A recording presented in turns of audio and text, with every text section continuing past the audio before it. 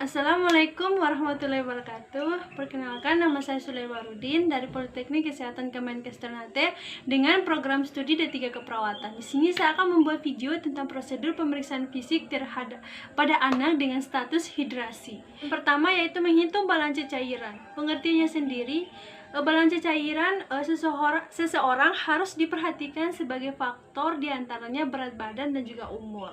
Karena perhitungannya antara usia anak dengan dewasa dia berbeda. Menghitung balanse cairan pun harus diperhatikan mana yang termaksud ke dalam kelompok intake output cairan tersebut. Intake atau cairan yang masuk seperti cairan infus, kemudian minuman yang diminum. Yang ketiga itu seperti kandungan cairan dalam makanan pasien. Kemudian volume obat-obatan termasuk obat suntikan, kemudian obat yang di drip, kemudian albumin. Kemudian untuk output atau cairan yang keluar itu seperti urin dalam 24 jam. Jika pasien dipasang kateter maka hitung dalam ukuran urin bag. Jika tidak terpasang maka pasien dia harus menampung urinnya sendiri. Biasanya ditampung di botol air mineral dengan ukuran 1,5 liter, kemudian PSS. Untuk IWL atau insensible water loss adalah jumlah cairan keluarnya yang tidak disadari dan sulit dihitung, yaitu seperti jumlah keringat, uap, dan juga hawa nafas. Untuk rumus balanse cairan yaitu intake atau cairan yang masuk sama dengan output atau cairan yang keluar, itu kita tambahkan dengan IWL atau insensible water loss.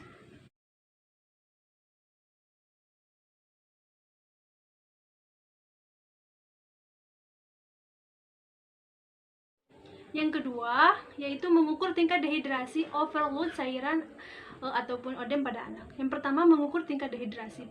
Pengertiannya sendiri, gangguan dalam keseimbangan cairan atau air pada tubuh. Hal ini terjadi karena pengeluaran air lebih banyak daripada pemasukan air, misalnya air yang diminum. Kemudian gangguan kehilangan cairan tubuh ini dengan gangguan keseimbangan zat elektrolit tubuh, kekurangan natrium dan air.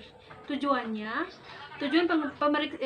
dari mengukur tingkat dehidrasi sebagai acuan tata laksana penderita dehidrasi agar petugas dapat menerima tanda dan gejala, dapat mengetahui tanda dan gejala dari tingkat dehidrasi dan mampu menghitung kebutuhan cairan yang dibutuhkan pada si pasien.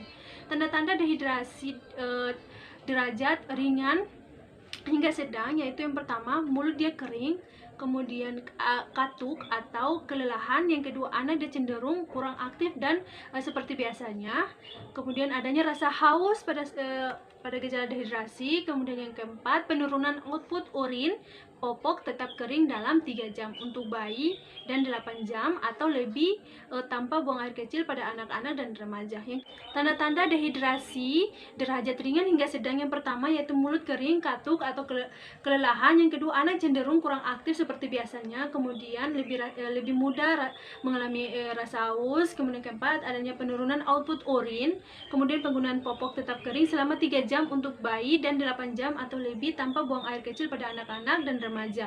Kemudian sedikit dan kurang keluarnya air mata saat menangis, kemudian kulit kering, sakit kepala, sembelit, dan juga merasa pusing. Prosedurnya, yang pertama, gejala yang menonjol dehidrasi adalah muntah dan berak, muntah dan BAK serta berulang, sehingga berakibat terjadinya kehilangan cairan. Yang kedua, dehidrasi secara klinik dia dibedakan menjadi 3. Yang pertama yaitu dehidrasi ringan. Dehidrasi ringan yaitu kehilangan cairan 2-5% berat badan. Kemudian yang kedua yaitu dehidrasi sedang, yaitu kehilangan cairannya sebanyak 5-8% dari berat badan. Kemudian untuk gambaran kliniknya, untuk dehidrasi sedang yaitu turgor kulitnya itu jelek, suara serak, nadi cepat, kemudian dia punya napasnya juga cepat dan adanya press hawk. Yang ketiga yaitu dehidrasi berat. Dehidrasi berat yaitu kehilangan cairannya 8-10% dari berat badan.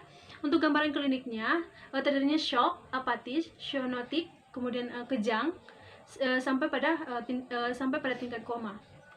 Yang ketiga yaitu prinsip tindakan adalah prinsip tindakan untuk dehidrasi sesuai dengan tingkat dehidrasinya. Yang pertama, dehidrasi ringan dilakukan dengan rehidrasi peroral.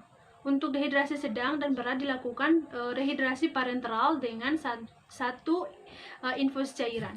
Penderita MR spasikan dalam 3 pastikan dalam 3 jam pertama diharapkan penderita dia berubah status dehidrasinya menjadi ringan, dari berat dia berubah menjadi ringan.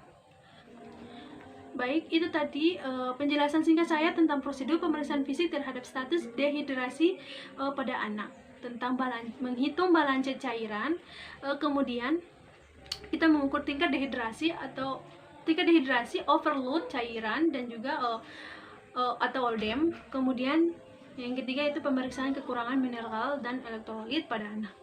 Itu saja penjelasan singkat dari saya, akhir kata dari saya. Terima kasih sudah menonton video saya. Wabillahi taufiq wal hidayah. Wassalamualaikum warahmatullahi wabarakatuh.